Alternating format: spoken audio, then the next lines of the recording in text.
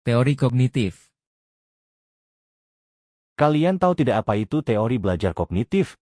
Teori belajar kognitif adalah sebuah konsep pembelajaran yang dimana seseorang belajar atau memahami suatu pengetahuan melalui proses ingatan. Otak akan bekerja untuk mengingat kembali pengetahuan yang sudah ada. Menurut Jean Piaget, kognitif seseorang berkembang dengan 4 tahap yaitu, pertama tahap sensori motor, anak usia 0-2 tahun belajar melalui pengalaman langsung dan indera. Kedua tahap praoperasional, anak usia 2-7 tahun belajar berbicara dan menggunakan imajinasi.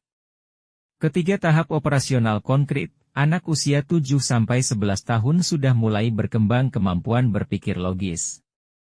Keempat tahap operasional formal, anak usia 12 tahun ke atas sudah mampu berpikir abstrak dan menggunakan logika.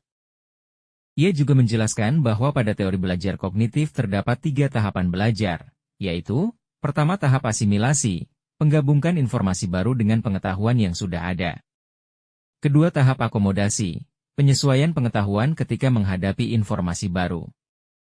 Ketiga tahap keseimbangan, menjaga stabilitas dalam cara berpikir. Aplikasi teori kognitif ini dalam pembelajaran matematika yaitu bisa berupa pembuatan memori anak dalam mengingat rumus dengan cara latihan soal matematika secara terus-menerus. Dalam pembelajaran matematika terdapat kasus yang sering terjadi. Contohnya seperti pada saat belajar mengenai bangun ruang sebuah kerucut.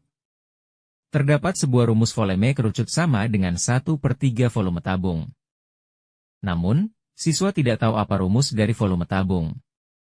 Padahal minggu lalu mereka sudah mempelajarinya. Sehingga diperlukannya pengingatan kembali. Tetapi, kasus ini bisa diselesaikan dengan teori belajar kognitif. Guru bisa membuat siswanya menyimpan materi rumus volume tabung ke dalam ingatan jangka panjang siswanya. Dengan cara memberikan contoh soal yang terus-menerus kepada muridnya.